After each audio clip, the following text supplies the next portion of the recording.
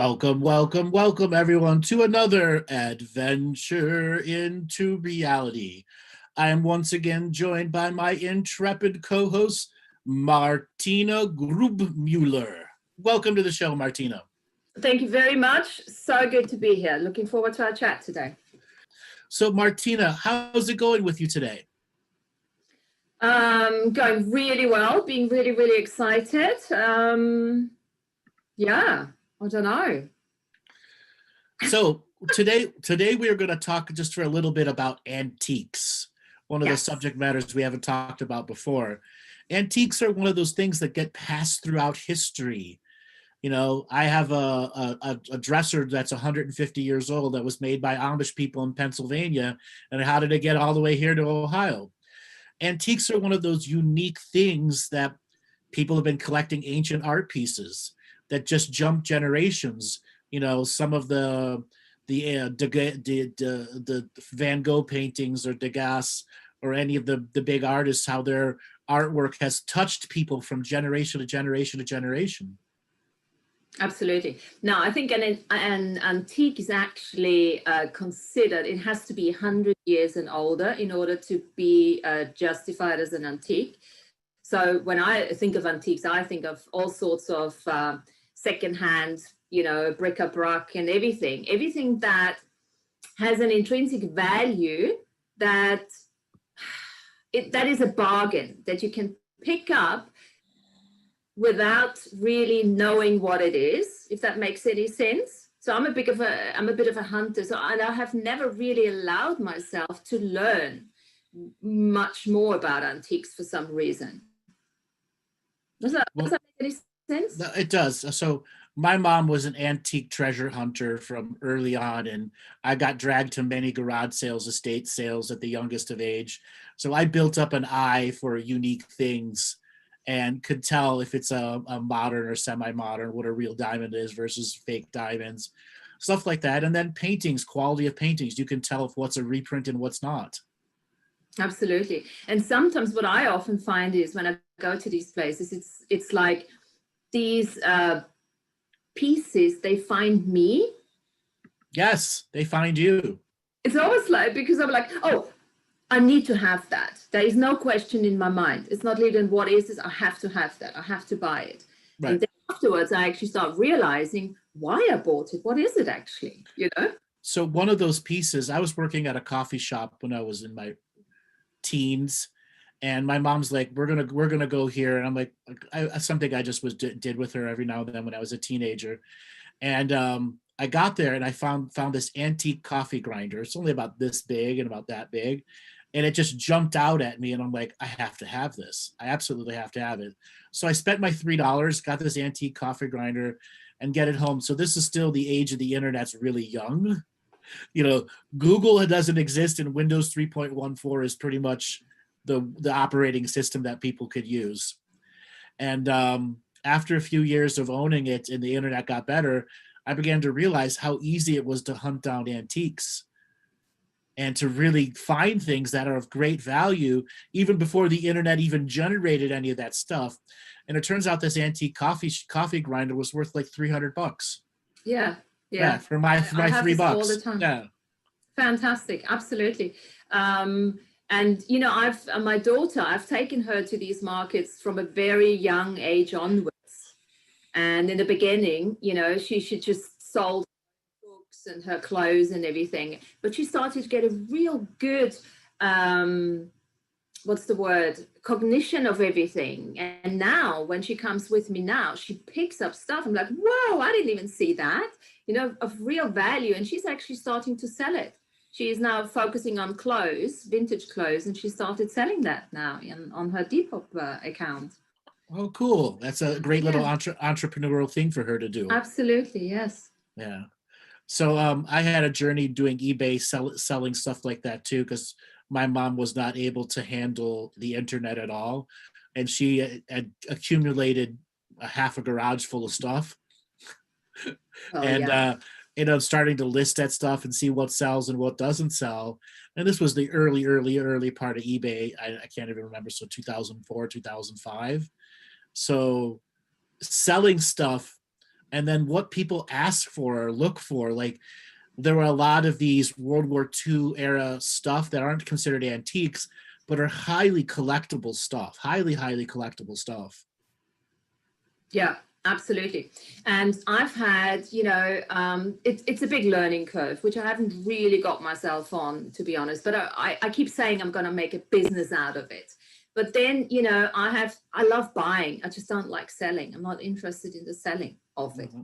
I love buying. So I have all these things around in my house. And when I actually look at the things, they all represent a part of me. It's almost like they're all part of different lifetimes that I've been, because I find a lot of symbolism, Egyptian stuff, anything Celtic, Mayan. It's all there. When you walk into the house, it's like, whoa, what's going on? Mm-hmm. I like collecting Art Nouveau paintings and stuff like that Oh, too. love it. Yeah, Love and it. then I got to the point I'm like, I have too many. I have way too many. It's like I would never need wallpaper that many, and I ended up selling them off. Every now and then I would like find some paintings that I bought for 5, 10, $20 and turn around and sell them for 200-300 here or there, and I'm like, wow. Here you go. Yeah, and But would you? the same thing with antique firearms. Like I bought a bunch of antique guns and firearms from the Civil War and post Civil War era that were considered antiques, and stuff that you think is just a fake wall piece actually turns out to be a real gun from the American Civil War. Exactly. And for me, these are assets. It's not something. Yes. It's not clutter. It's not. I mean, my partner was so, what is this shit? It's bringing home and hoarding this and that. But I don't see it like this at all. And the other thing that I don't seem to have, lots of people actually talk about haunted pieces, like you said, early on and stuff like that. But I don't get that. And I think, is it possible that my DNA skin suit has an integrated way of clearing as soon as I pick it up? At least that's my belief system, to be honest. No, there are haunted pieces out there, but far too many people haunt their own pieces. Right. And a lot of people who don't want to get rid of their stuff, or the stuff was sold because they were put into a nursing home, they're attached to those things, and they can be easily cleared out with what you were saying.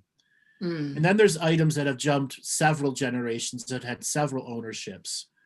And a lot of people think all these antiques haunted. The vast majority of them are not haunted. They're just stagnant energy that's left inside them. And once you begin to love and admire the piece, it transforms what's in it. Now, there are certain art paintings that could, out of vibration from the original painter, that can bring odd energies into it. But you can cleanse all of these pieces very easily. Yeah, absolutely. Okay. And you don't have to do huge rituals. I don't do rituals at all with them. I just, if there is a bit of a weird, energy that's coming off it, I might just work a little bit around it, give it a really good cleanse. I take it out into the sun and allow the sun to help me. Right. But just washing it with neutral chemicals that don't do anything to the stain, by putting your effort and energy in it, you can clear off all of that old crust. Yeah, absolutely. So, but this, for instance, it's not it's a very old piece. I met a lady once when I was still working in the corporate world. And funny enough, she was from Austria too. And we started talking, and she was a collector. She was very good. She knew exactly what the value was. She was in her 80s at the time. And I used to go there on a monthly basis, and she unpacked all her stuff and showed me everything. And we just went through it. It was such a beautiful way of communicating our passion. And we did the same thing. Every time I came, she showed me her pieces, and every time we found something else that came through. That's awesome when you're able to share something like that with somebody. Yes. Yeah. So we're going to open up the phone lines today and give everyone that's been diligently watching all of the shows Martina and I have done to have an opportunity to talk to us about some of the past shows. This is not about reading, so please do not be selfish and ask specific questions about yourself. This is about the material we've covered. If you want to talk about antiques, if you want to talk about world politics, we could delve in there too. But it's really about the shows Martina and I have been doing. So Robert, let's spin up the wheel of callers and see who we're going to have as our first converser today. Okie dokie, Ren. Ren, are you there? What? Hi, I'm here. How you doing today? I am awesome. It's so awesome to speak to you finally. Great. Where are you calling from? I'm calling from Arizona. Welcome to the show. What did you want to talk about today? Okay, so I had an experience with antiques before that that was kind of like actually really scary, but my best friend's mom was showing us like old antiques of the hobo dolls. Yep. And that night we were painting her room, and I went to go get a leveler in her garage, and it was a real quick moment, and I came back to go put it away, and then all the hobo dolls were like scattered all over the garage, and that was like the scariest moment of my life because I was so scared of dolls. But I was wondering what connections there are to like antique dolls and energies, or like is it possession? So, it isn't possession. Did you have a doll when you were a kid? I had lots of dolls. Did you talk to them? I don't remember talking to them. You played with them. You talked with them. You made characters. You had fun with them, and you put your innocent energy inside them. Okay. And what happens with children's tools stuff is the innocent inner child energy can become like a very low level poltergeist. Not all poltergeists are bad. There's an electromagnetic frequency that's imprinted in there that does fade kind of fast based off of how much it's played with. In that situation with the hobo dolls, I bet you was just another ghost in the house that got pissed off at the doll energy in the dolls, and it just scattered them around. Oh, okay. And then there are those creepy ass dolls from the 1880s and 1890s, and they scare us today, but back then they were the most innocent things to those children. Okay, the vast majority of entities will not remain in an inanimate object because there's no life force in it. Okay. Okay. Now, let's say you had an object that witnessed many murders. Is the murder of the people imprinted into the doll? No, this is not Chucky, like the movie, and Chucky lives. There may be a background energy imprinted into it, but once again, it can be easily cleared off. Now, people are going to go, there are haunted ass items out there and items that have had ritual and dark magic done on them. But are they going to do it on your dresser drawers? No. Okay. They're not going to do it on dolls. No. Kids' dolls. No. They're going to do it on things like dining room tables. Why a dining room table? Well, that's where you can harvest a lot of energy. So that's really interesting. So you're saying that those dolls that were there at the moment were connected to my childhood energies? No. Those hobo dolls? No. Okay, yes. The hobo dolls weren't connected to you. It was probably some other entity in the house just mushing them up because they had an energy on it didn't like. Okay. That's really interesting because there were like some Annabelle dolls in them too. And ask them about the dreaming feeling about the brass armadillo. So I go to I used to go to a bunch of the antique stores here at Brass Armadillo and a bunch of ones in the Apache Junction. I've always felt like very drained from just being in the settings there. And that's ghosts in the building, not in the antiques. Okay, ghosts in the buildings. Right. Yeah. There are many bookstores and antique stores or just tchotchke stores that have ghosts waiting in there. Oh, okay. They're just waiting for you. Yeah. They're just there to they're just there like you're like a customer and you're the service they want. Oh, okay. That's cool. Okay. That's awesome. Okay. Yeah. Okay. Well, that's awesome to hear. I've always really loved antiques, so So don't be afraid of them. Okay. I won't. Thank you, Andrew. You're welcome. Martina, is there anything you want to add? Yeah, I do actually. I don't know what those hobo dolls are or anything, but you mentioned poltergeist. That was the first thing that came into my mind too. And isn't there an element of Ren's energy, Ren's consciousness, somewhat, communicating with those dolls and actually just playing with them, maybe from a place of what you did with your in childhood, that actually you through your conscious entanglement sort of created that arrangement afterwards. Yeah, I feel like consciously I've always like the first I threw all my dolls away as a kid because I saw like the first Chucky commercial. I didn't even see the movie, but I got so scared and I threw them all away because I remember once I looked at one of my old dolls that I got from my grandma's neighbor. She collected like antique dolls and she gave me one, and I remember I looked at one before and they're in the closet, and I was looking at one and it like turned its head, and I was just like, okay, that's absolutely I gotta let you go. So I think this is just your consciousness just having a bit of fun with them, and just I would actually see that as this is not scary for me. That is actually, wow, I can do that. That's amazing, isn't it? Martina, you've never seen any of the Chucky movies, have you? No. Okay, a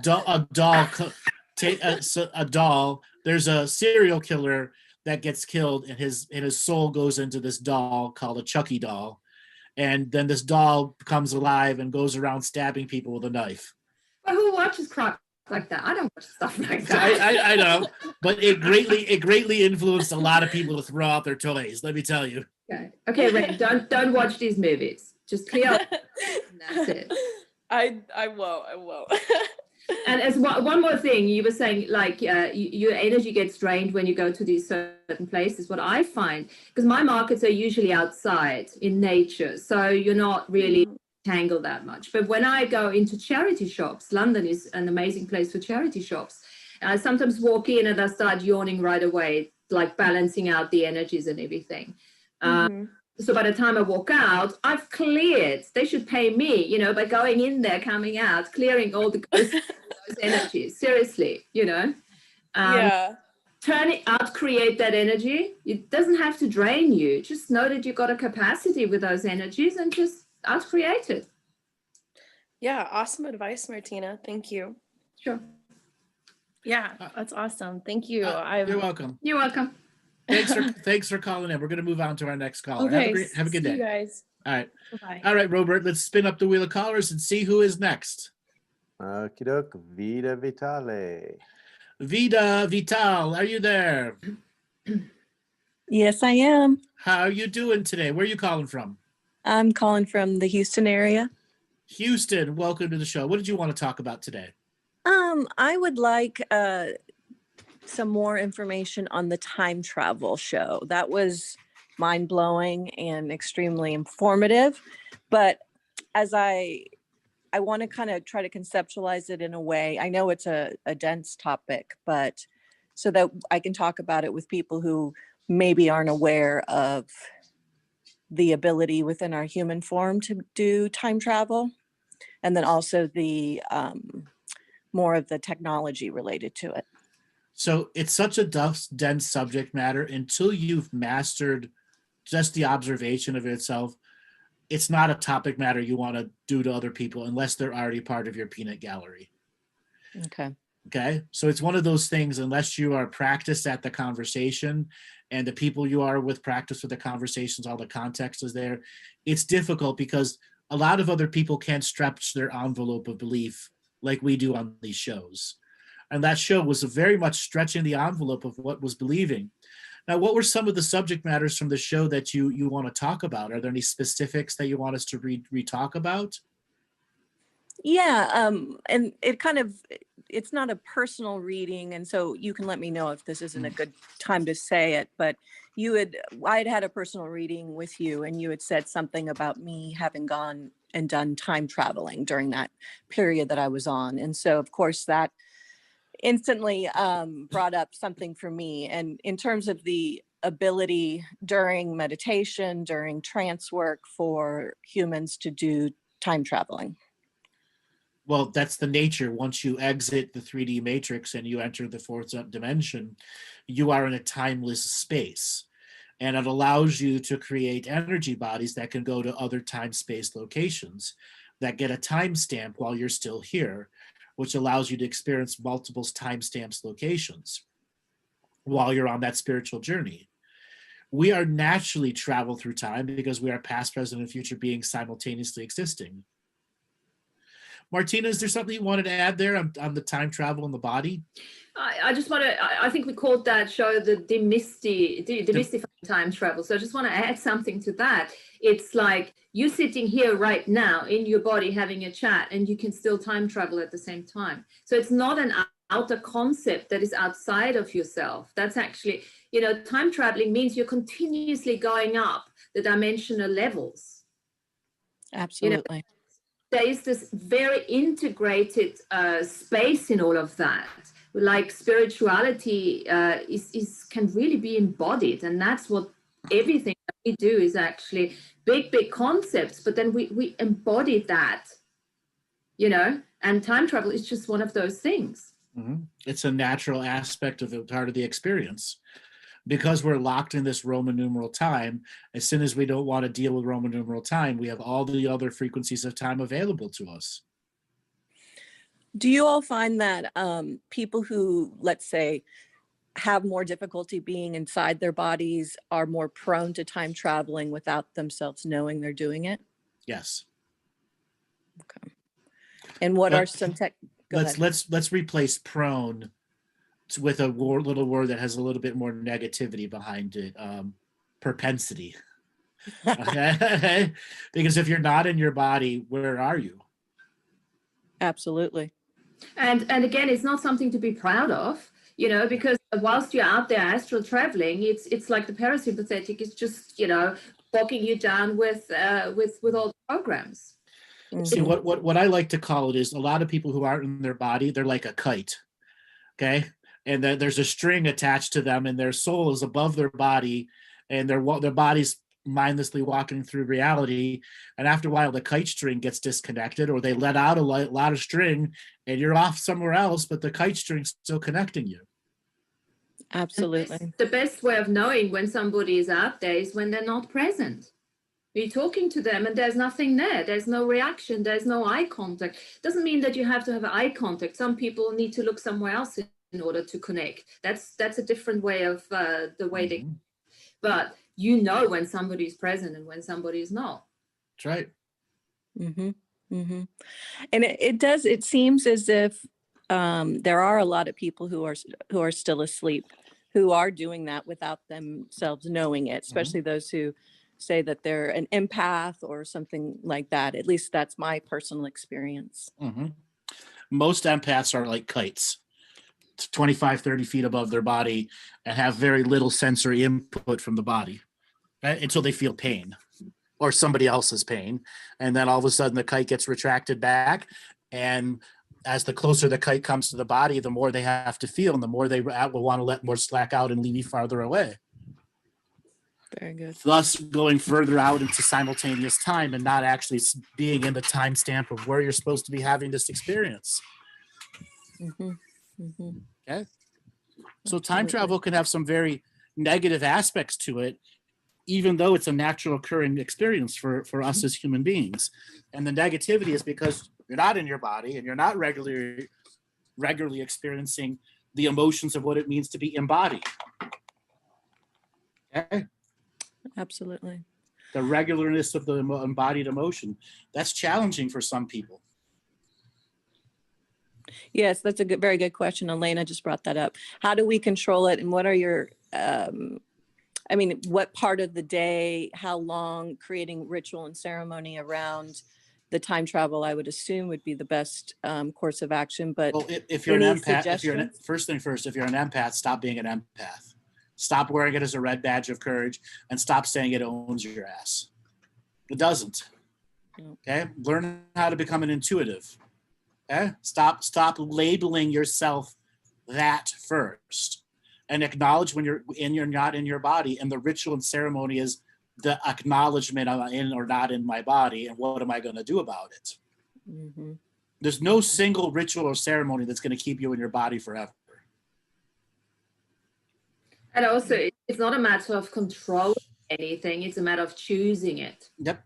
Okay, it comes from a level of awareness. And this is what, awareness is change. As soon as you have the awareness that this is what you're doing when you're snapping out of it, you just choose to get back into it. It's really literally just a choice, a sequence of choices, choice, staying in the present moment.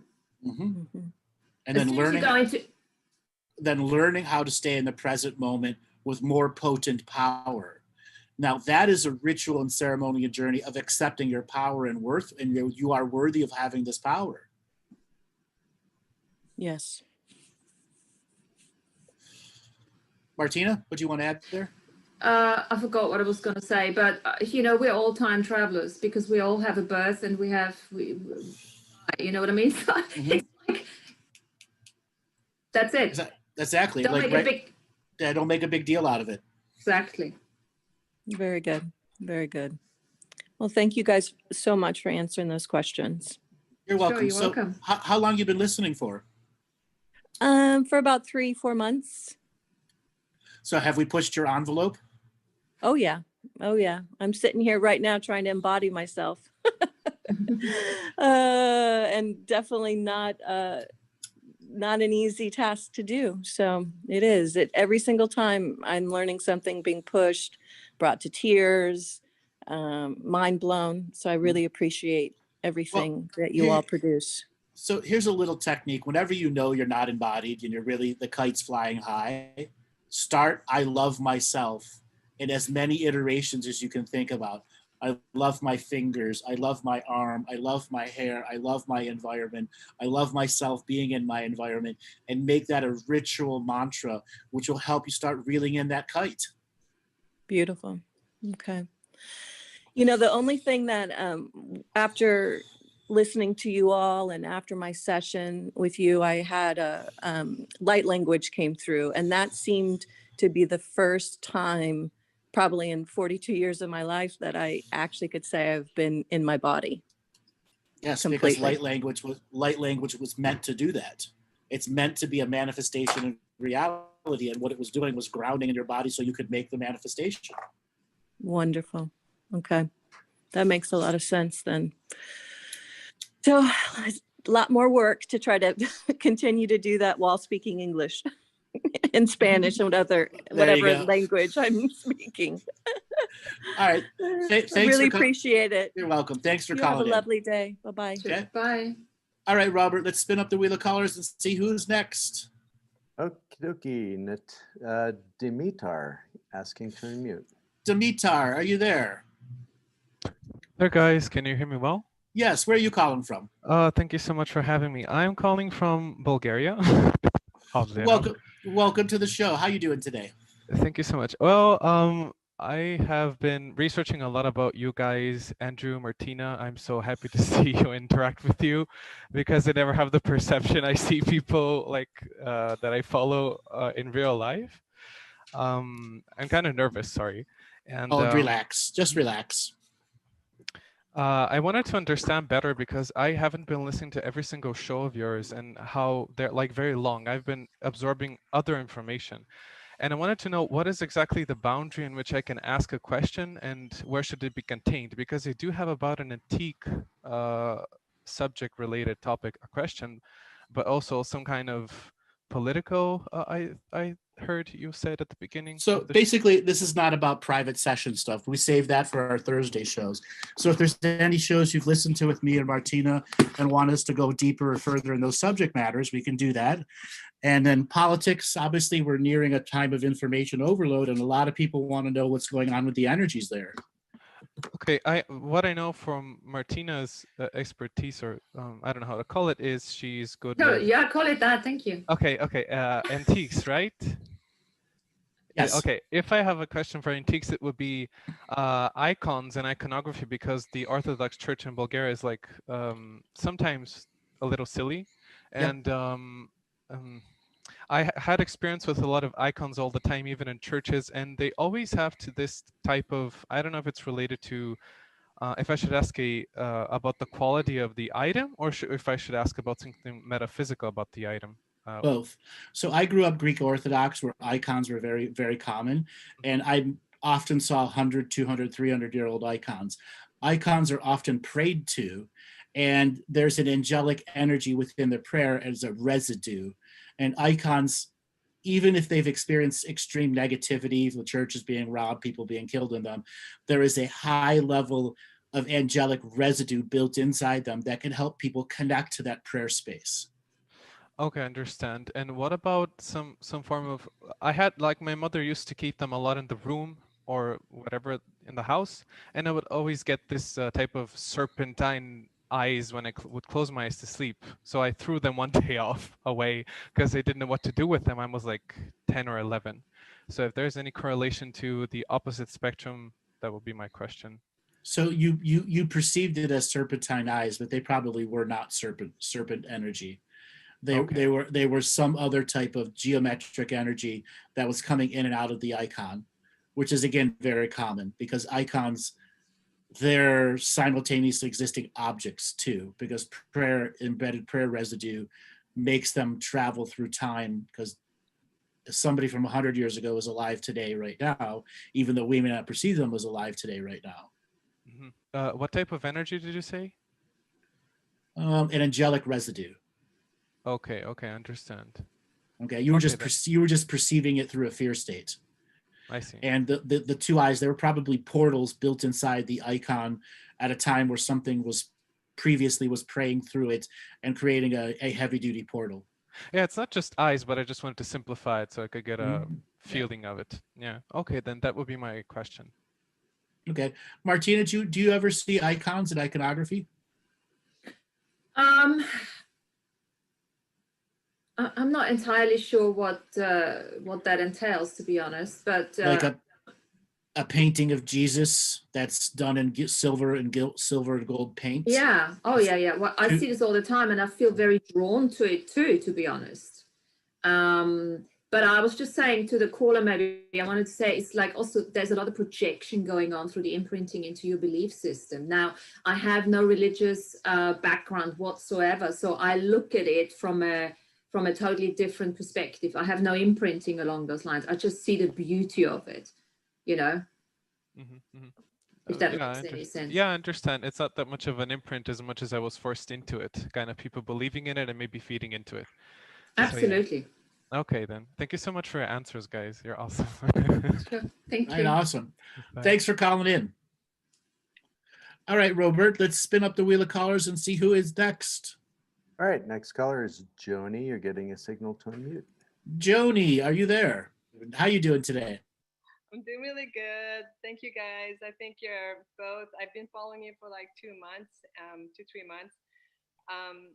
I mean, thank you for doing all of this. I mean, it's time consuming for, being on, 2-3 times a week on Zoom and YouTube. So I really appreciate your time that you're giving to us. And I've been following, like I said, 2 months, and Friday was the first time I followed the comedy. And I really enjoyed that because it's been, this year's been such a serious time. So having this comedy show on Friday, I finally said, this is finally just to, be silly. And you make me think of my dad. My dad died this year, and about the farting. So it kind of brought me some memories, and thank you for being kind of vulnerable to kind of talk about these subjects.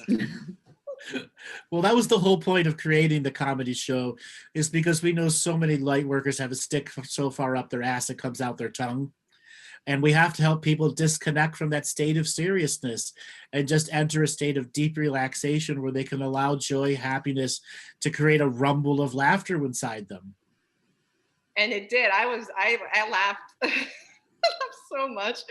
And Andrew, when you shared about, the beans, Yes.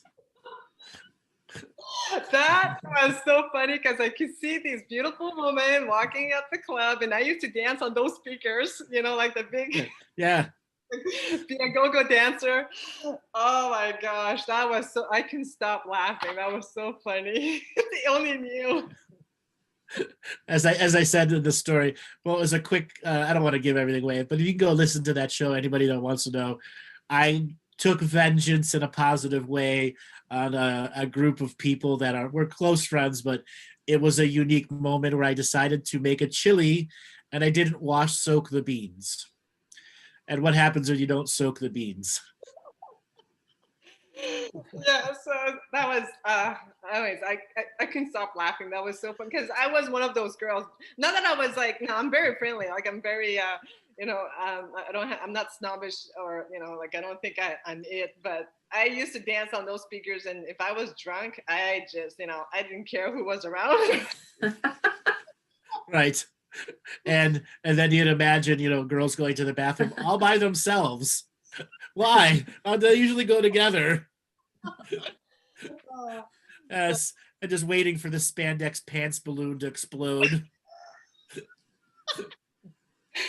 Oh my gosh, I'm sweating just laughing. Yeah. Yeah, I ended that show. I had laughed so hard for that show that my jaw hurt even to the next day.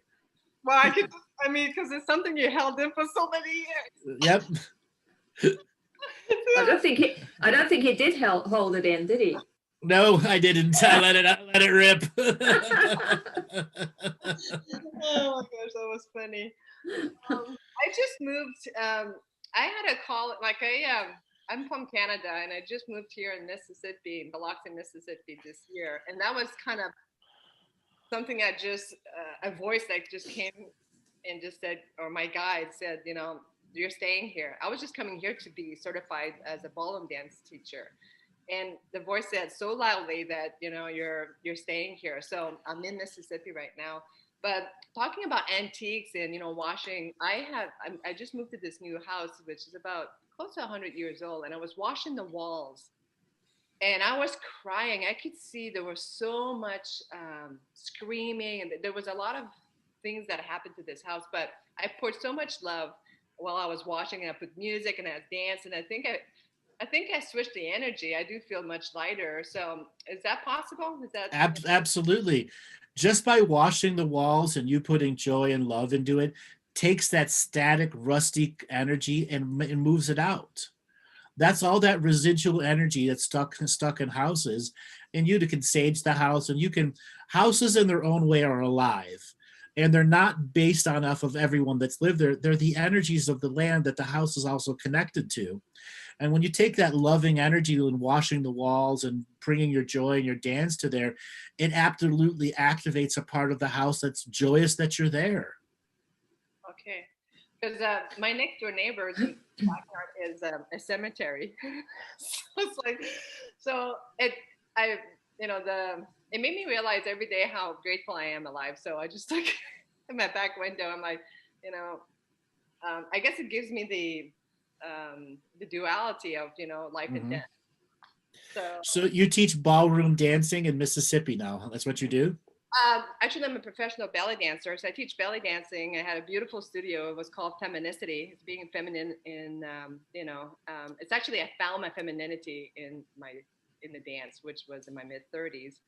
And so I have a beautiful studio that I had in Canada, and then I closed because I had a feeling that it's time for me to travel, and I discovered ballroom dancing. So, because belly dancing is a solo dance, ballroom is a social dance, and now I really discovered ballroom dancing. Not a good time right now because we got those social distance, but there is some little clubs here where I could go and do some ballroom dancing. So I'm still learning the ballroom. Well, ballroom dancing has its own way of jumping through history too. Now, there's some old dance halls that are in Mississippi that are still alive, and that when you go and actually do traditional ballroom big swing dancing, you can bring some of those old energies alive in those buildings. Okay. Yeah, there's an ancestral value to the way you do the dance, the sway of motion, the thump of the feet that just activates a rhythm that is ancient inside those buildings. So that's actually a really cool example for time traveling. Yeah, Okay. the dancers of the past are waiting there for somebody to lead them. Yeah, it's a lot of the old buildings because of Katrina, Hurricane Katrina, has been destroyed, but some of them are being that have been restored too. Right. But the land is there, right? Doesn't matter. The land, it's still about the land. Okay, just because there's sticks of wood and plaster doesn't nullify the fact that the land is there too. Even if the building is destroyed, the land is still a part of that experience. Right. And the golf courses is amazing. I could walk for miles and miles. So I've been walking bare feet on the beach every day, and I feel so close to Mother Nature. Where in Canada, I would always be inside the studio. Here, everything has changed. There's a lot of things that's been happening in my life, and I've evolved a lot in this year. So, but being bare feet in nature, walking on the Gulf of Mexico, I find that there's a big enlightenment in here, and I don't know why I was called to come here. My master teacher is here, but to stay, it's still a mystery. It is, and okay, I have a question for you, Andrew. So Okay. did you dance? I know you were a DJ, but did you dance? Oh yeah, quite a bit. Yeah. Yeah. Oh yeah. I was a big time dancer too. What, ballroom dancing? What's your taki? No. Like modern dance to hip hop dance, Right. techno dancing with glow sticks, stuff like that. Very good very good contact juggler.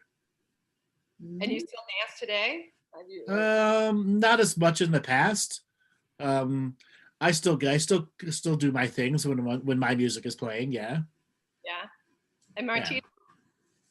Oh, I grew up. I'm Austrian, so that's what we learn. We learn ballroom dancing, and then we go every October to February. We have the ball season, so I've absolutely loved it.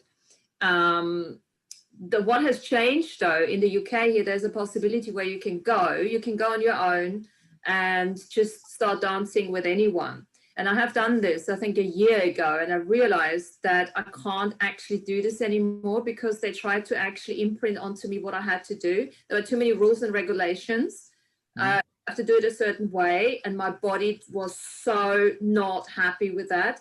When I left that evening, I was in pain, literally, because my body couldn't apply the rules and the regulations anymore. So I'm now doing the free flow dancing.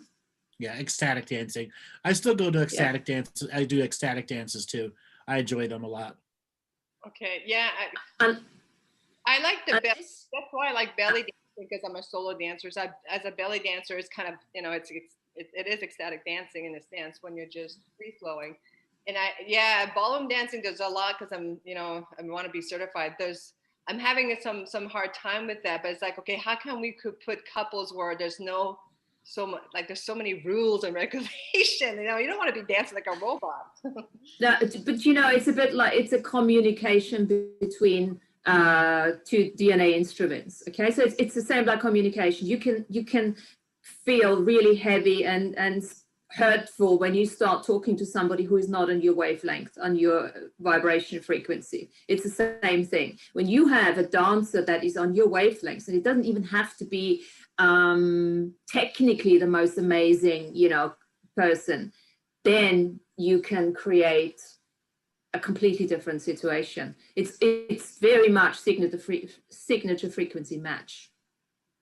So it's a competition, I guess, that's out there that makes it so. Yeah, it was a competition. I was dancing with guys.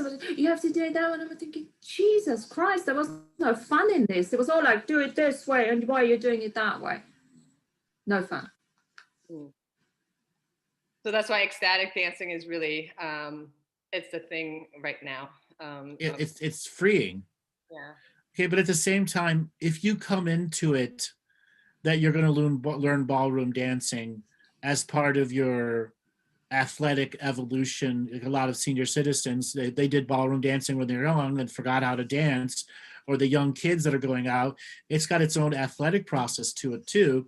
And repetition can lead to great illumination.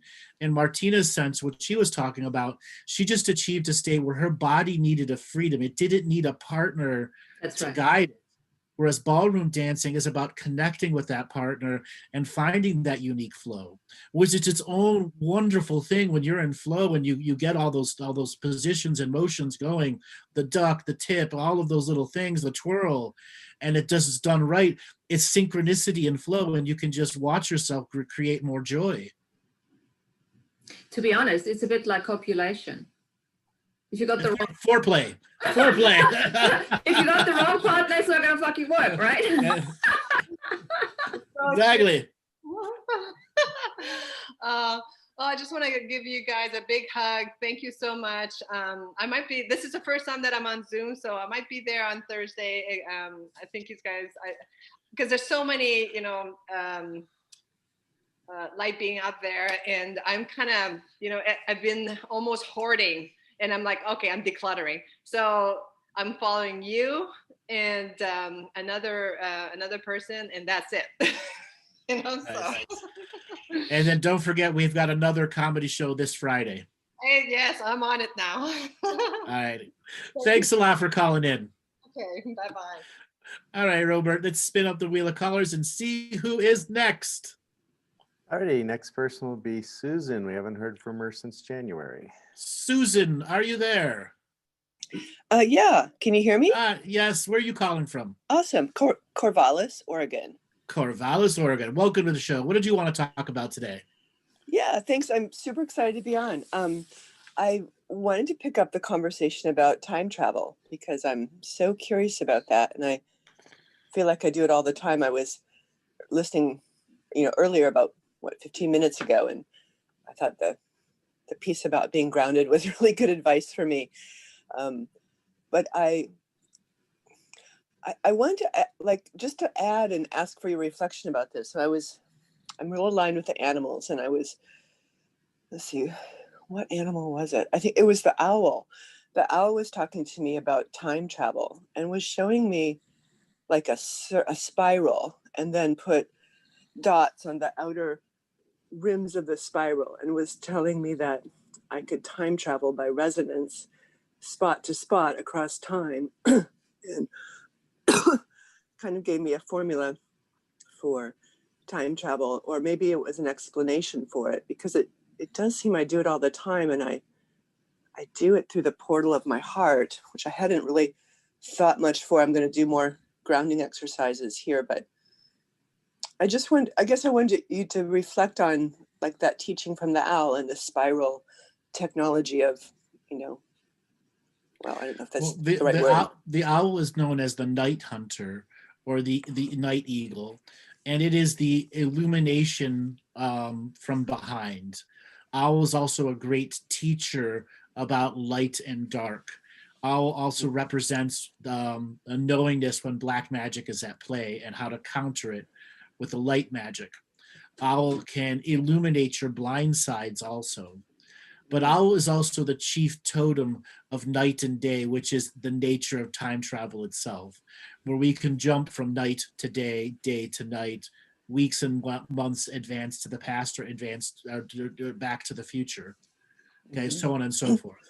Owl has that capacity through the states of perception and watching, where an owl can be mounted on one tree for days at a time, watching a surrounding, and then move to another tree miles away and still be watching the place that it was just at. Or it can watch from dozens and dozens and dozens of places. So owl, what it was trying to teach you is that you can observe multiple space-time locations simultaneously. Mm-hmm. and that each of the portal had a little notch on the edge, which was trying to tell you each one was its own time space stamp, so that you could have many viewing portals that had their own time space stamp to them. Huh. That's interesting. It seems like that might be what, like, that seems like that would be a good explanation of what I experience when I do readings for people. I actually have another question about time travel. Thank you for all of that about the owl. And it was actually, I mean, just the nutshell is, when I was 3 years old, I was very suicidal. And what my experience was, is that the angels came and said, yeah, you could go, but you know, you've really got a good potential here, and we would hope you stay. And I decided to stay. And fast forward 55 years to last summer, when it just arose naturally for me to forgive my mother. And I went through this whole thing, and then I realized that I needed to go back in time and love my inner child. And so I did this whole meditation where I went back and said, you know, I love you. And then later I was like, oh my God, was I my own angel? Did I go back in time to my own self? The answer is you did. The answer is you did. I talk about this technique of going back to your former selves and healing yourself from the future and telling yourself you're the future self. But to be a child at 3 years old that's suicidal, there was absolutely a suicide demon in the environment. Oh. Okay. Oh. And that's something you should go back and use your owl as your observational skills and to see if what the suicide demon was doing in the family. Creating misery is what its purpose was. Uh-huh. Well, that would have been my mother. Yeah, and then you purge it out of your reality. Oh. Mm-hmm. Wow. Because I've been dogging that whole thing. Like the forgiveness arose because I was tired of being angry and was able to like really take in the gifts I got from what I experienced. Mm-hmm. Yeah. And you were your own angel. But there are many more moments where you can be your own angel from the future to the past, and then go into even some of those spots where you're the most joyous and happy. Okay? Not just connect to the bad times, connect to the happy times, equal amount. Martina, do you want to add to anything of that part where we go back and we help heal our past selves? No, I mean, it's a big fetus in a womb teaching, isn't it? Where there's so much we can say on this. Yeah. But there's a lot of information actually out there if you listen to the shows, and then I would just do one of those meditations and maybe tailor it for yourself. And what I also probably would do is I would bring the owl wisdom in. You know, and transcribe that's what I would do. I would transcribe the words that Andrew gave you and then incorporate those. And that sounds like it could really outcreate that energy. I'm curious then, I mean, thank you for that. That's really deep, and I will take that advice in. I've done lots of fire ceremonies, and the declarations and such. It's helped me so much to do the declarations of sovereignty. And but it hadn't occurred to me that there was like the suicidal, what do you call it, demon? Or suicide demon, use that word. Suicide demon, yeah. That had not occurred to me. I mean, it makes sense. It comes up as a flavor in my life a lot, but I was like, nope, I'm so glad to be here. I don't want that. But it's so is it a family kind of lineage thing, or is it within a person? It's ancestral, yes. Interesting. It's not a ghost off the street. It's connected to your lineage. And so is it something to like send away, or just like just not pay attention to? Or you got to break the contracts, vows, and agreements with the DNA skin suit that you're in, past, present, and future. So there's no longer a chain of custody from father to son, daughter, mother to daughter, et cetera, or lifetime to lifetime, because it can follow you into the next soul family. Oh, I don't want it to do that. That's for sure. That's why you got to break the contracts, vows, and agreements, and the energy exchange systems, cut the cords with it. Say you've taught me everything you could possibly teach you, and I don't need you as a teacher anymore. Close down the portals and the dream spaces in which it tortured you. cut everything off. All the dream spaces you had shared, you uncreate those dream spaces. This is what's saying, out creating it. You're looking for all the states of creation that it had with you, and you're uncreating those, and then creating new situations where it can never reconnect with you. Mm-hmm. Wow, that's really powerful. I just want to speak to like your wonderful Facebook page that has all kinds of files on it. It's Friends of Andrew Bartz's. If you go onto that page, there's in files, there's like 100 declarations of sovereignty. It's really good. So how you were saying they were profound for you when you first found them? What was it like? Well, I've been doing that. I've found you since 2014. So I've been working with it for a long time. And when I do them, I'm going to say this out loud so I'll get me more on them too. Because what happens is like, I feel so great. Like, wow, I can do anything. Everything's great. And I go and I do them like 4, 5, 6, 7 days in a row. Like, wow. And I get to this place where I feel so powerful and clear that I feel like I've arrived. Like, well, now I'm here. Now I know what's going on. I'm sovereign. And then what happens in the subconscious or whatever is that I think, oh, I don't really need to do it again today. I feel so great. And then like a few days later, I notice that I'm sort of back to where I was before I did it. So I kind of go in this cycle, and I'm working with my subconscious to stay with it. Cause I've always set out to say, I'm going to do this for 21 days in a row and see what happens. And I'm not sure why I haven't made that, because I get such great benefit from it. Mm-hmm. It's really just that I arrive and I think I've got somewhere. You've heard me talk about daily practice, right? Yes. So why don't you work on making it, just integrating into a daily practice and not give yourself these odd 21-day goals? Okay, so it's completely really integrated to the greater you. Mm-hmm. That's the whole point of the daily practice. It's what helps us generate the next level of what we want to be, because we're fortifying our reality, and the aggregate energies of what you're doing helps you create this wall of self-protection. Mm-hmm. That's really good. I'm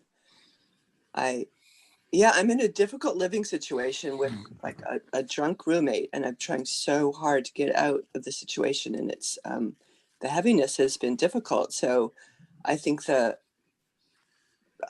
karma. Right. That's karma you've created. Oh, could you give me some insight on that? Because I'd love to you allowed that. You allowed it, and you're continuing to allow it. Mm-hmm. Okay, and as long as you're continuing to allow it, what damage are you doing to your reality? Well, there's a lot I could say about that. Yeah, it's not fun to be here. I feel personal choice. No matter what your financial situation is, you can get out of it. You're just not ready to break part of the pride situation where you might have to severely lower all of the things that you do for a while to get out of it. Mm-hmm. Okay, and you have to face yourself on that. How much more am I going to take? Well, I've come to that place a lot. Like, I'm done with here, but then I don't, like, the income is an issue. I don't want to go into all that, but it's even if the income is issue, you can get government support that will help you out. Okay, you're just not applying for it. No. Okay, and that's pride. Okay. Is pride keeping you in that situation? Most of it. Yeah. Well, that's true, because what I tell myself is that I can make a living. I'm skilled. I've got all this, I just need to get myself out by making a good living. And so I'm working real hard on that online and such. But I didn't mean to make this to be about that topic. No, it's fine. It's fine. It's part of the natural evolution here, because part of where you're at is you're trying to understand how these skills techniques apply directly to you. Yeah. Okay. Well, you have to apply the skill and the technique directly to what's your situation that you're in right now. Mm-hmm. Okay. I'm in this situation because I've allowed it. Mm-hmm. At what point will I stop allowing it? Mm-hmm. And what am I going to do that's actually going to show the universe I'm being sovereign all the time, but not allowing this in my reality? Mm-hmm. I was thinking it was just an extra stretch for me to like find sovereignty amidst this difficult situation, and part of my success story altogether. Mhm. But well, I'll just tell you, I don't know if you've talked about this before, so I don't know if I'm crossing subjects, but it is pride. It is pride, and also like this fear of accepting help, because it doesn't, like, people have turned on me a lot in the past with I've let them help, quote, let them help me, and then they get all weird about it, and it's or change the rules after I said yes to it, and it's been very difficult for me to distinguish who is a safe person to accept help from. And so I've Martina, been like, well, I just have to do this Martina, myself. do you want to touch on that, Martina? Yeah, I want to throw in another energy here. We've got pride and all of that. I'd like to throw in the energy of self-love, because for me, there's all, and I've been there myself. This is a commitment journey, okay? And a commitment journey to yourself, not anyone else. And that is the biggest aspect of self-love. Are you committed to you? That's a good question. I'm doing my very best, and I think that you're right on about me not. And the other thing, sorry to interrupt you there, but before I met Andrew and the work and all of that, I did not understand repetition leading to elimination. I'm like, oh, fuck it. No. I'm fast. I can do this, and because I did get away with it with a huge level of success. I've been in corporate for 20 years. And when it comes to that individual journey of awakening, none of that shit works. You have to commit to yourself. You have to do the work. Just like Andrew said, you have to show the universe that you are now ready to step into that space. Ready to do the self-love. You're no longer doing it for money. You're no longer doing it for outside gratification, outside validation, all that bullshit. You're doing it for you. Fun not to tell anyone. That's really helpful. Thank you. And it's important for you to do it on your own and not have to go to the next situation where you have to ask for help. You're asking universe to show you that you'll be ready by getting the government assistance, whatever it is that you have to do to break the pride and avarice that's there, so that you can live on your own completely and grow completely on your own. Because there is a part of you that has a codependent relationship.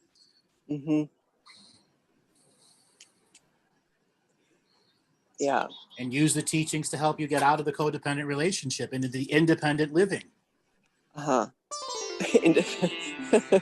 Yeah. All right, thank darling, you so much. You're welcome. Thanks a lot for calling in. Thank you. Thank you for everything you do, both of you. You're Bless you. Thank you. Bye-bye. All right, Robert, let's spin up the wheel of callers and see who is next. All right, next caller is Carissa Hanners, getting a signal. Carissa, are you there? I am. Can you hear me? Yes. Where are you calling from today? I'm from Phoenix, Arizona. Phoenix, Arizona. Welcome to the show. What did you want to talk about today? Thank you. I was really enjoying the conversation that you guys were just having about revisiting your past self and like the angels coming through like as your own angel. And I wondered if this has something to do with what you were talking about with the positive secret space program that you'd mentioned not long ago. Is that like related to soul contracts like that, or kind of just curious of how that kind of works? Different situation, different subject matter of that one. When we're directly contacting ourselves, we become our own angelic. We become what's called the ancient future now. And in that situation, I've had many different techniques where I've told people how to go to their past selves and explain to their past selves through the acts of love that I am your future self and I'm here to tell you the future. What does it take for you to believe that I am your future self? And the secret space program, that's a totally different situation. That's affecting the hologram at a much bigger level than the individual you. Could you tell me a little bit more about what the positive side of the secret space program could be? Go ahead. Well, obviously they talk about the negative, and no, people don't like to talk about the positive, which is getting people to eye-opening enlightenment without technology as an interface. all the star seeds that are there that are being activated. There are elements in the secret space program that are connected to the very positive communicators that are there trying to directly communicate to you in your meditation journeys, to get you to be aware of what a sovereign journey is, to get you to be aware that it's not about the conspiracy theory, it's about the applications and implementations of what you can do in your daily life. Oh, yeah, That I you can feel throw that. off, you can throw off the shackles of civilizations demanding you be mediocre. Mm-hmm. Mm-hmm. Okay. Yeah.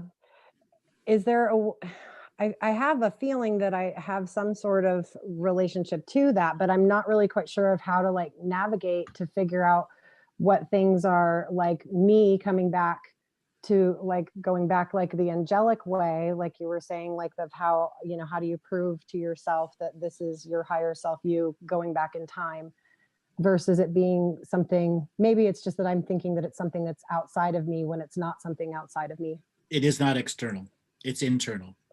Okay. And the greater journey for you is discovering the prayer process that is contribution and service to yourself, that elevates you to a higher level of power and energy where you have to accept that you're worthy of your own power. All too often, words like secret space program can be instantly weaponized against us because immediately it's going to take you external. Okay? So let go of the term secret space program altogether. Completely let it go. Can you allow that and feel that and not allow it to be a part of you as an attachment? Because it is a hopium journey for you. What are your feelings on all of the conspiracy theories and whatnot, like the whole QAnon stuff and all of that? Is that just all externalized problems? Absolutely. And it really is more of an internal issue within ourselves and within humanity, like as a collective? I have said day one that the greatest lie the light workers are listening to is that it's a collective awakening. It was never meant to be a collective awakening. It's an individual awakening in which much deeper into the awakening, it becomes semi-collective. It's all about how individuals disconnect from Roman numeral time, understand that they have an unlimited amount of time value in the fourth dimension, and they must learn to become very familiar to live between two worlds, here and there, simultaneously, learning to live the duality as a singularity. Okay. So when it comes to the conspiracy world, the vast majority of it is a part of the apparatus of distraction for you. The more you're paying attention to it and not doing your own work, the more you're giving power to that global narrative that is ultimately going to slow the awakening journey down for the whole of humanity. So really it's about learning how to become a little bit more embodied, like you had mentioned earlier. Like I'm almost like projecting my things outward of like, well, if the world could fix itself type of thing. Am I smelling what you're cooking, right? You are right. You cannot tell the world to fix itself. You got to fix yourself first. Could you elaborate a little bit more on, you were talking about an empath versus an intuitive. Could you explain a little bit more of what the difference is there? So in my view, empath is the lowest level of all skills, the lowest of all psychic skills, the rock bottom. Everyone can be an empath, but because of the way Lightworker Society and crappy teachers have evolved, they have elevated it to where many people wear the empath red badge of courage on their chest and say, I'm an empath. Well, if the mouse farts next door and it upsets your energy, it's kind of sucky being an empath, isn't it? And most people have tuned up their empathy skills so high that the mouse farting next door causes pain and harm to them. And then you add in narcissist to the feeling, and empath has no chance of truly operating inside their body. Right. So intuitives are intuitives. Empaths are not. They don't use timestamp. And the more you are empathic, the less you are in your body. Right.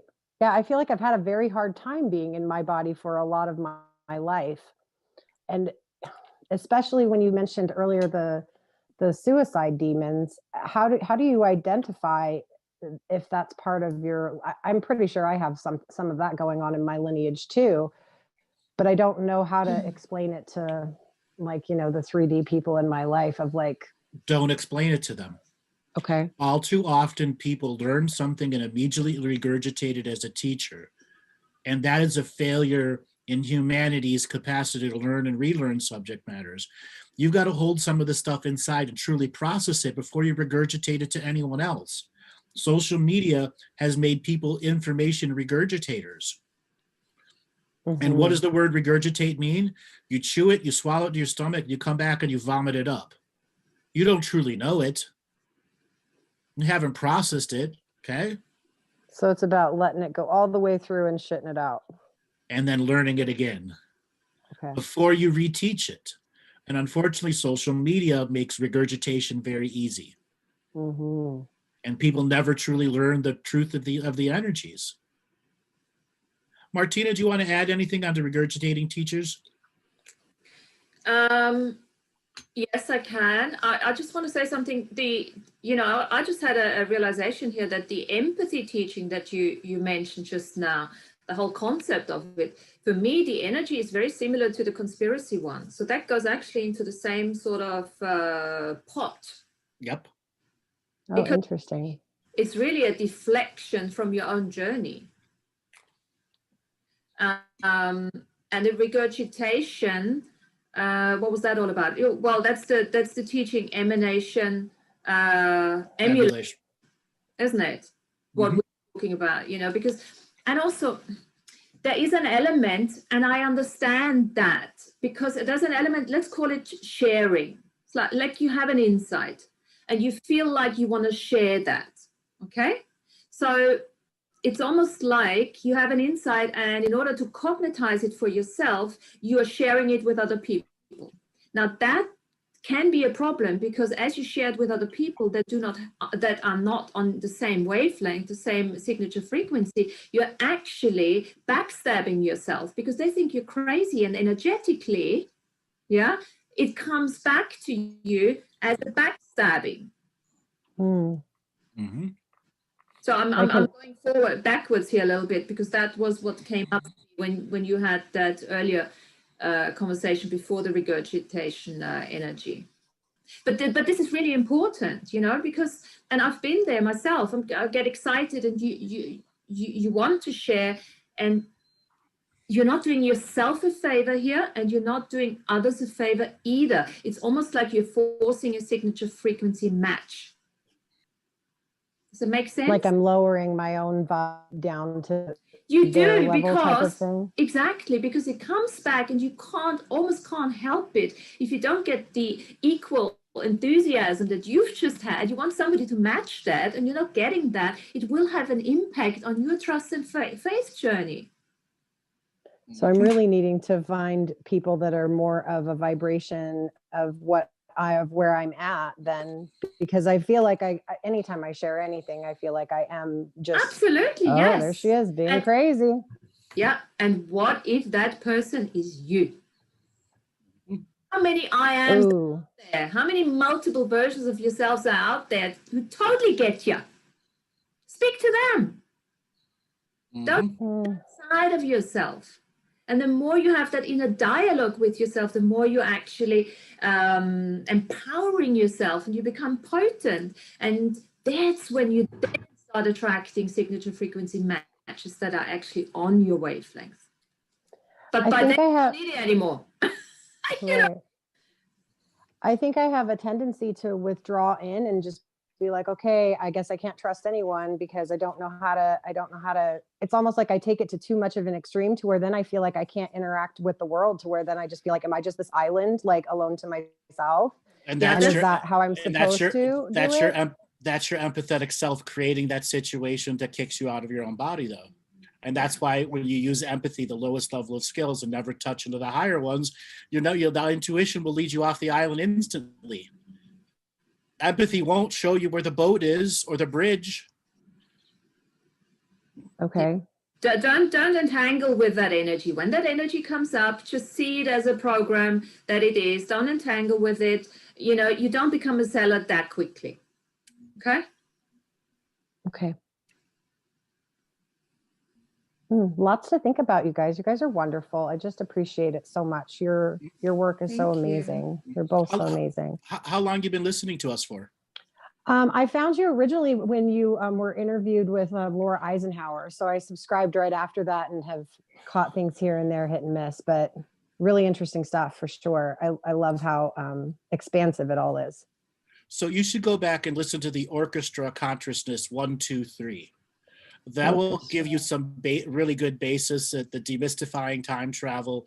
Just look at the subject matters there that Martina and I've done. And we do a show pretty much every Tuesday, other than the few times that I've been ill. So there's about 20, 25 shows there for you. Okay. Okay. Because that's gonna illustrate for you that you're never alone. That you've got your DNA instrument is connected to so much in the unseen. And once you start inviting all of that to the party, then everything else changes. Yeah, I think I've just been searching for some sort of validation to like ensure that my experiences are real. And I think I'm wanting to like of things that are spiritual, but I think I need to just, kind of let that go and understand that like I can't always have the external validation like that. Well, let me just say something to that. That's a trusted faith journey. Yeah. And you know what? If you have an experience, it pops into your mind, it's real. Just say it's real. Make it up. Yes, you made it up. It's that old thing. Yeah, you made it up. Okay, of course you made it up because it comes from that deep level of your knowingness that you haven't experienced yet, from that place of edge of unawareness. And nobody else will be able to validate it for you other than you. Literally just you. Because it's your experience. So don't poo-poo it, it's your experience. Be proud of it, work with it. Go to sleep with it, ask yourself in the dream space. I think I'm just really scared of the people around me thinking that I'm insane and being like, okay, off to the mental hospital. You are insane.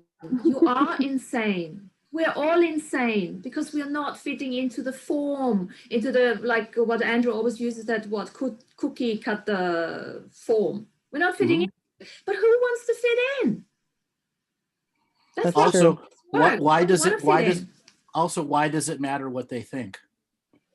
Why are you looking through validation from others when the validation is internal for yourself? That's the nature of the spiritual journey. And that's why so many people who follow conspiracy theories get caught up in information overload and never actually do the real inner work, which is stopping external validation. And conspiracy world is all external validation. Okay. Find that rebel version in yourself and have a chat with her, him. Work together. It's good to be a rebel from that perspective. Okay? Because that makes this whole thing fun. I love my little side because this helps me. If my partner says I'm crazy, my daughter thinks I'm totally off my, yeah, that's fine. Sure. It doesn't matter what they think. It doesn't matter. It's just it's just so much fun. I look at it as that's fun for me. I know I have a weird definition of fun, but Yeah, I think I just have a like unrealistic fear of getting put into a mental institution. I don't know if that must have happened in my family line or something. Like I just don't want to get Carrie Fishered. Yeah, but you've made a myth about it. A myth that is controlling you right now, stopping you from delving to the rest of the way into your spiritual journey. So that's probably like an attachment of some sort, or an attachment to self-defeating. Okay. And it's that old thing, the more you resist it, the more you draw it into your reality. And the more power you that give. Significance. Yeah. You give it power by controlling and by resisting it. Just be that wild and wonderfully weird person that you are. Yeah. I think I also worry about being a little bit too much for people. I feel like I always have to tone it down to be accepted, and I don't really like that I have to do that. Okay. Well, you don't. That's a fear you've created in yourself so you don't become powerful. Yeah. Okay, that means you have a self-worth issue and you have a holding your own power issue. Yep. Well, also there's something else. There is this energy of not wanting to hurt others. Making Yeah, I yourself definitely don't want to. smaller because you don't want to stand out. No, you got to stop that shit. As long as you're not going full Karen, I want to speak to everyone's manager and tell you how to live their life, and not stop stepping on people's journey. Go full tilt into the energies that are you. Yeah. Accepting who you are internally. Stop looking for external validation to accept who you are. I'd have never been doing what I'm doing if I didn't do that journey. Accept who I am internally. Okay, let me tell you. Right. I've got a side topic. I see that you smoke, and I have such guilt over smoking. Like I feel like I can't be a spiritual person. So just thank you for smoking. You're welcome. And I get hate mail from it. But not really. It was more hate mail in 2014, 2015 when I'd smoke that. I'd actually roll my tobacco on there and like trigger people that way. But again, it's my personal choice. People don't tell me what to do. And there are many people that have discovered the joy of smoking, even though there's cancer, there's this, that, but I'm choosing to use stuff that's all natural product with no additives in it. Okay. So that probably makes a very big difference then. And gigantic. And ceremonial even. It's all natural like that. So that does make a difference. I do need to quit. I'm not sure how to, or at least maybe switch it up, like you're saying, to the natural, the natural portions of it. But I think I'm really hard on myself when it comes to like, oh, my vibration, and I'm not eating right, and I'm not this, and I'm not that. But that's just you beating yourself up. Okay. I'm very good at it. I decided a long time ago, I'm going to quit quitting and just be a successful smoker. I think maybe I need to adopt that. Successful to the point where I can control it, and I'm not allowing the nicotine addiction to run my life. Okay. So that's my problem, is I definitely allow that. And I think it's just making the anxiety worse.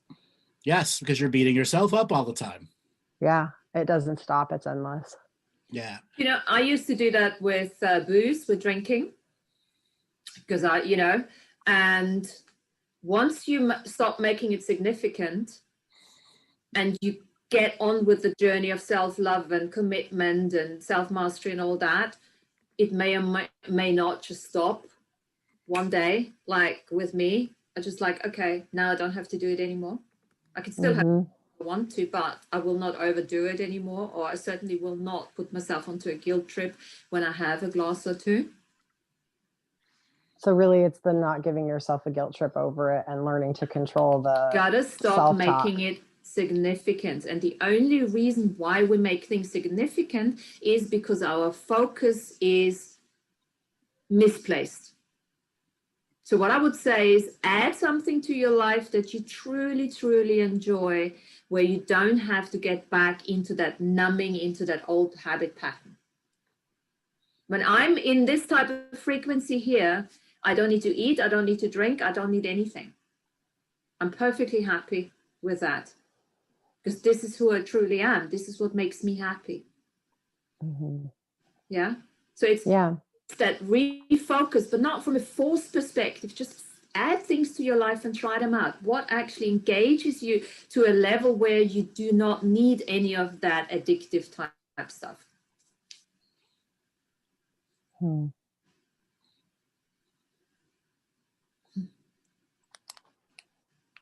Well, I appreciate it so much. Like, this has all been amazing.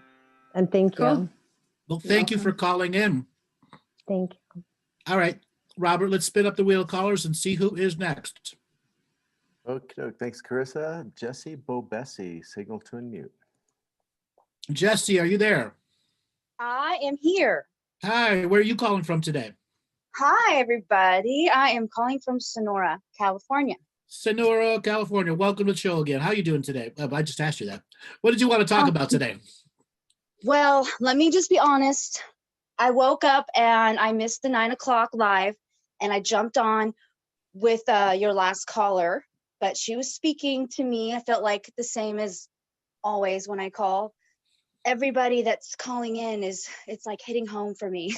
So Um, let's see. I'm like almost so excited. I'm nervous because I've waited so long to get on a call, though I have called before, and we talked over a year ago now. Mm-hmm. And maybe if you remember, I mean, maybe we could, you could talk about, we'll just follow up with where we went, last talked. And Well, this show is not for private session stuff. We're oh saving no, that for Thursday. Yeah. oh, what? So today's Okay, show is about the shows Martina and I regularly do, and then people asking questions on that. okay. So your topics today, what were your topics today? Stepping in time. Yeah, stepping back in time. Okay. All the Cool. previous shows Martina and I have done. In case I get on a call where I'm not, I signed in halfway through. And by the way, Martina, I follow you on Facebook, and I always love your posts, and I always love watching you, listening to you and Andrew on a show together. The two of you together are probably my favorite. Oh, thank you. So, back in time, I've been trying to apply the tools, tips, and techniques that you two share. I've been doing more revocations and trying to clear out the dream spaces so I can, have that connection with my dreaming body. And I have been noticing more and more opening to that, but I still feel like disconnected, and I have this sort of rush. I know that I'm still detoxing from that Roman numeral time, and I just don't know what things I can add to do to really get that ball rolling. So let's first talk about effort. Yes. Before you started doing the practice, what was effort for you? I still I'm always aiming for the A+ effort, but I'm so distracted in my mind, so habits and starting these, daily practices for me is like a struggle. I feel like Because every effort, day because effort is hard for you to summon. You're still yes, making effort mystical. Effort is not mystical. right, Commitment, courage, and discipline are not mystical. So it is the everyday things that you're challenging yourself with. right. If your mind is cluttered, whose fault is that? Mine. Accept that. And accept you have to declutter your mind as the implementation and application of the techniques. Right. And that accepting clutter is you telling the universe, I'm not ready.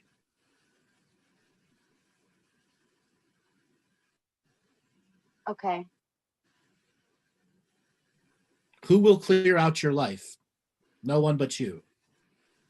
Who will be Yeah, I always feel successful in like your I'm life? cleaning and clearing on an external, but It's where do I? you gotta Yeah. do the internal, which Yeah. you're afraid to hit head on because you have all these distraction implants you put inside yourself.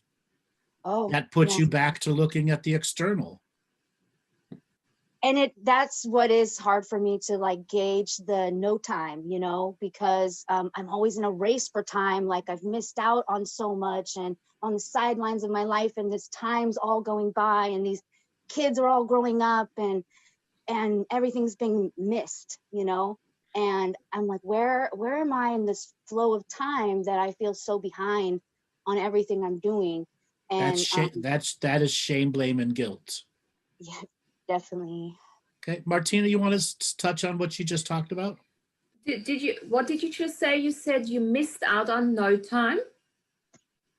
I feel like I have a hard time feeling the flow of no time because I'm so caught up in the shame, blame, and guilt of that I missed out, on everything. Okay. Let me let's look at that.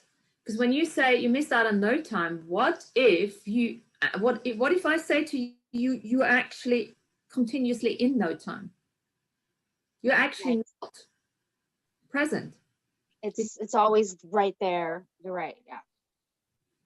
So you are spending more time in no time whilst you're looking for no time. Right. I'm like, where's no time? I'm in it right now. You got to come back. You got to join the living. Yes, join the back into the body, right? I wanted to do zombie makeup today or tomorrow just to feel dead alive. No, that's okay. Yeah, join the living. With effort. With effort and joy, because I think when you hit you're making effort mystical, you're always saying that with, courage is not mystical, and I never, effort I put right there. I didn't realize I was putting so much behind the effort. I always feel like I'm trying to be that straight A student, and the shame, blame, and guilt kicks in because I'm not doing 90 minutes a day, or I get, I'm on the no plan that something always wants to, like, I know that I kind of turn towards other people's emergencies and let them in, but yeah, I mean, I was considering doing a detox, a microdosing regimen, the month that you had talked about. That would be the absolute wrong thing for you to do. And could that be why my intuition has just been not doing it yet? I've thought about it for a really long time, and I want to do it correctly. Okay, correctly would mean you've already got a daily practice and have learned discipline, commitment, and courage are not mystical, and you can summon them on will. Okay. Okay. Right. That's the cheap and easy way that you think it's going to give you these experiences that are going to motivate you mystically to go do more. That's not why you would microdose. Microdosing is for you already well on the path. You've mastered the meditation skills. You've mastered the fact that you do your sets every day. Right.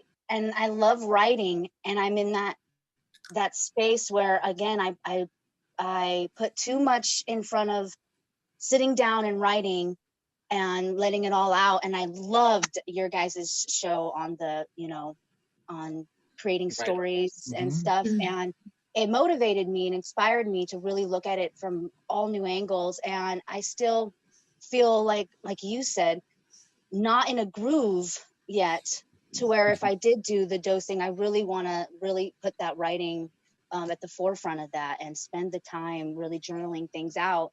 And I don't want to, I kind of feel like you're right. Just maybe dial it in a little bit longer and clear out my clutter before I do that. No, learn to master the skills. Clearing out clutter does not mean you're a master at doing it. It just means you've put a little bit of effort and cleared out the clutter. What about the future clutter that's going to come and reclutter it up? Right. Are revocations working for the clutter, or is that just, I feel like they're working in a lot of ways, like really empowering a lot of things, but I again, the clutter comes racing in, the foggy thoughts and stuff come racing in when I'm in the middle of a revocation sometimes. Then something's wrong with you if foggy thoughts are trying to overwhelm your effort, commitment, and courage. Mm-hmm. Yes, well, I am working on all of that. I am working on some process coaching. Let me ask you the toughest thing you're going to have to ask yourself. What are you truly avoiding?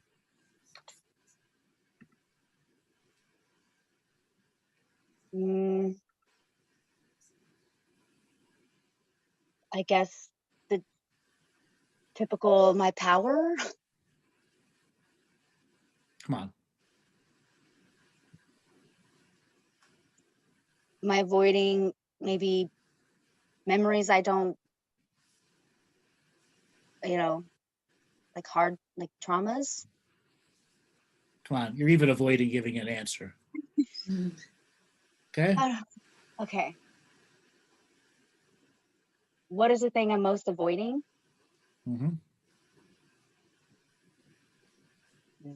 That I'm in denial of something. Martina, you want to help her out here? But first of all, this is a question you have to ask for 30 days over the next 30 days. Okay, what am I avoiding? Make that your mantra, because there's not just one answer to that. And when we Right. ask a question, typical Access style, which is a perfect way of looking at it, there's not just one answer. And we don't want to go into conclusion.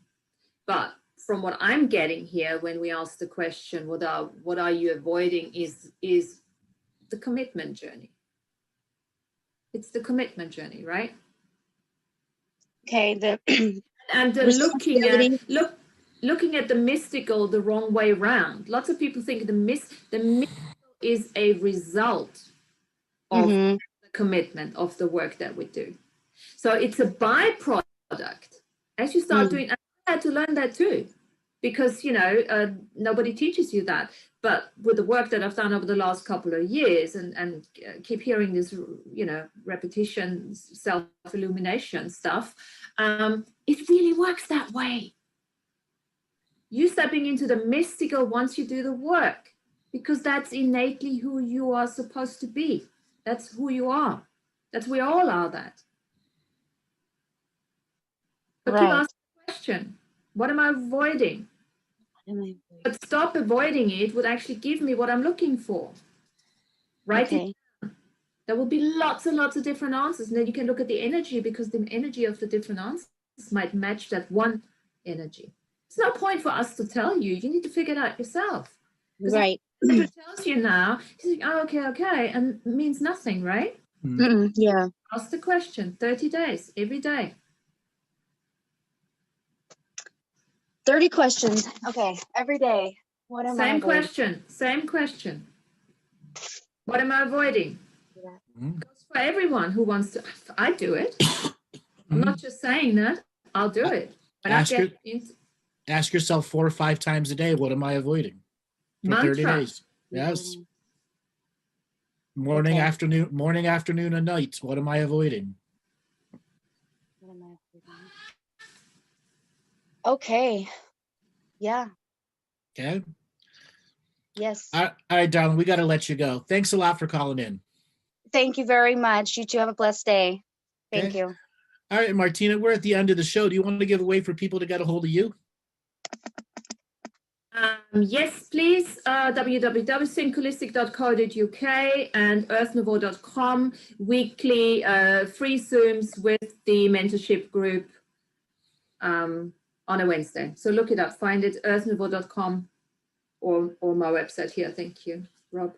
And you guys know who I am. I'm Andrew Bartzis. You go to my website, andrewbartzis.com. Find me on Facebook, YouTube, Twitter, Twitch, and all those other wonderful places. Thanks a lot, everyone. We'll catch you this coming Thursday. Bye. Thank you.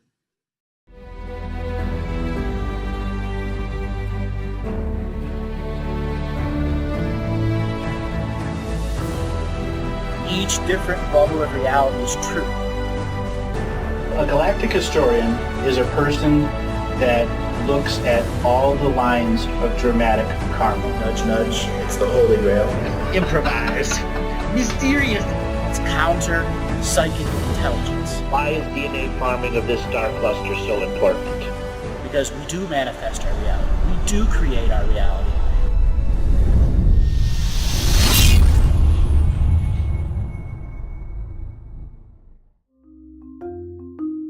Hello, let's create, let's co-create, and let's change this world with love. No matter if you're from Alpha Centauri or Earth, we all began with the same birthing process. We live in a limited point of view. Living the mystical life daily is about striving for the unlimited point of view. Each day, each human being gets an infinite amount of choices. Living the mystical life daily is about facing obstacles and challenges. The level of awareness that you are working at means you have a responsibility to be equal with it. How does one truly let go of expectation?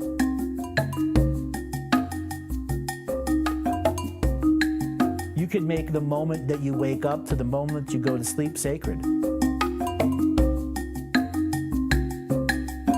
The keys to success: choice, choice, choice, and choice.